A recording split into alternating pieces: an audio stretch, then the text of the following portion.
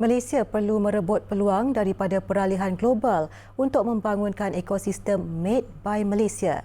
Timbalan Menteri Keuangan Liew Chin Tong berkata, kini wujud kesepakatan dalam kalangan kerajaan dan masyarakat secara keseluruhan bahawa negara perlu menstruktur semula kedudukan ekonominya bagi memenuhi keperluan baharu lanskap global.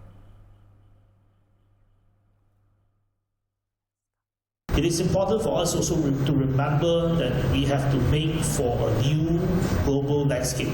A new global landscape is such that before 1975, the world had only 1 billion people who are seen or categorized as middle class. Today, we are moving to potentially 5 billion people identifying themselves as middle class.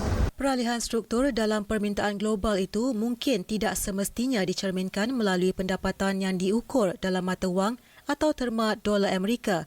Sebaiknya berdasarkan pariti kuasa beli yang didorong oleh persepsi dan aspirasi. Perdana Menteri menegaskan, bagi mengenal pasti kumpulan sasaran adalah kritikal kepada agenda Made by Malaysia, memandangkan permintaan pengguna telah berubah pada masa kini.